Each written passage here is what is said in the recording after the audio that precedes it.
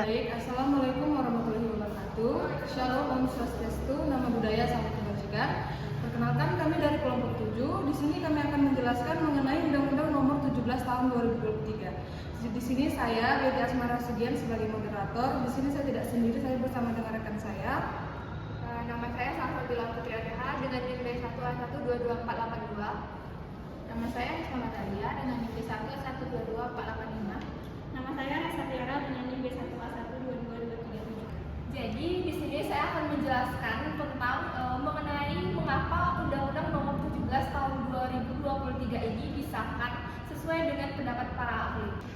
Sebelumnya, Indonesia sudah mempunyai undang-undang yang mengatur tentang kesehatan, yaitu Undang-Undang Nomor 36 Tahun 2009 tentang kesehatan. Namun, dengan seiring berkembangnya informasi dan teknologi, membuat aturan-aturan yang lama perlu dicabut dan merevisi undang-undang tersebut, menurut Marzuki tahun 2017. Oleh karena itu, pemerintah Republik Indonesia melalui DPR melakukan inisiasi untuk melakukan perubahan atau revisi terkait dengan Undang-Undang Kesehatan. DPR melakukan rancangan Undang-Undang Kesehatan dengan menggunakan metode Omnibus Law yang tujuannya sebagai landasan regulasi bidang kesehatan diperlukan untuk memastikan struktur undang-undang di bidang kesehatan tidak tumpang tindih dan tidak saling bertentangan seperti yang dilakukan dengan Undang-Undang Nomor 11 Tahun 2020 tentang Cipta Kerja pada tanggal 8 Agustus 2023. Presiden RI akhirnya telah disahkannya rapat paripurna DPR pada 11 Juli 2023 untuk menandatangani Undang-Undang Nomor 17 Tahun 2023.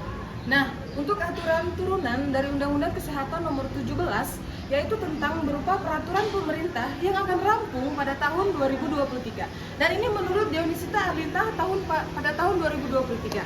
Nah, dengan diberlakukannya Omnibus Law, ini akan diharapkan untuk menghadirkan solusi terhadap berbagai permasalahan di bidang kesehatan.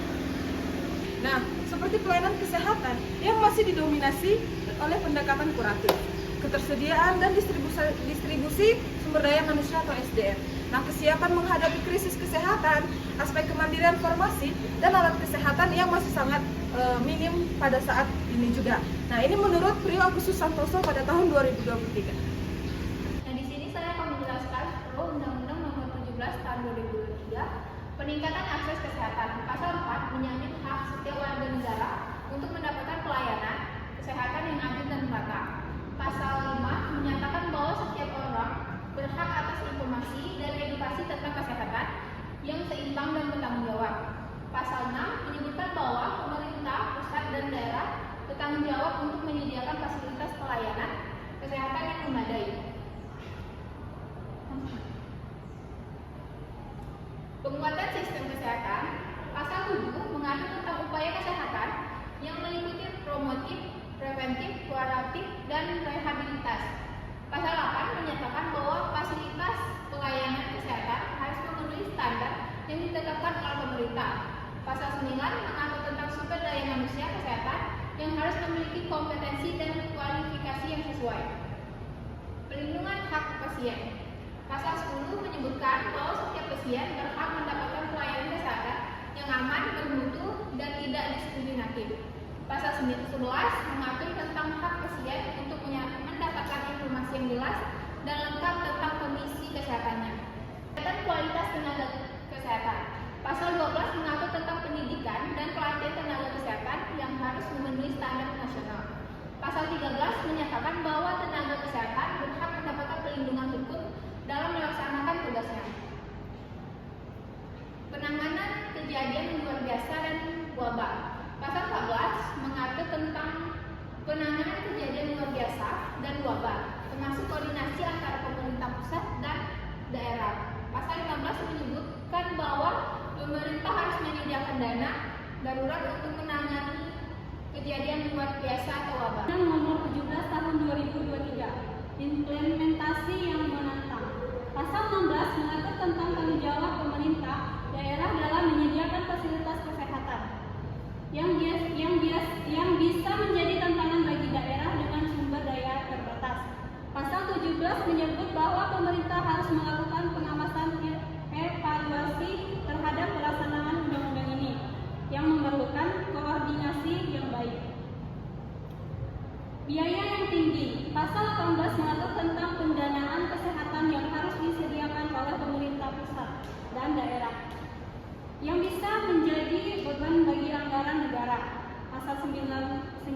menyebutkan bahwa pemerintah harus menyediakan dana untuk pendidikan dan pelatihan tenaga kesehatan yang memerlukan biaya yang tidak sedikit.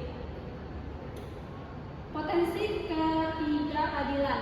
Pasal 20 mengatur tentang pemerataan fasilitas kesehatan yang bisa disulit dicapai di daerah terpencil dan kurang berkembang. Pasal 21 menyebutkan bahwa pemerintah harus memastikan akses yang adil terhadap pelayanan kesehatan yang bisa menjadi tantangan dalam praktikkan. Resistensi dari tenaga kesehatan. Pasal 22 mengatur tentang kewajiban tenaga kesehatan untuk mengikuti pelatihan dan pendidikan berkelanjutan yang bisa menimbulkan resistensi. Pasal 23 menyebutkan bahwa tenaga kesehatan harus mematuhi standar pelayanan yang ditetapkan yang bisa dianggap sebagai beban tambahan. Keterbatasan infrastruktur. Pasal 24 mengatur tentang penyediaan fasilitas kesehatan yang memadai, yang bisa menjadi tantangan daerah dengan infrastruktur terbatas. Pasal 25 menyebutkan bahwa pemerintah harus memastikan ketersediaan peralatan medis yang memadai yang bisa sulit dicapai di beberapa. Dari rekan-rekan saya di sini kita akan melihat kesimpulan. Nah, Undang-Undang Nomor 17 Tahun 2003 itu tentang kesehatan memiliki tujuan yang mulia untuk meningkatkan kualitas dan akses layanan kesehatan di Indonesia.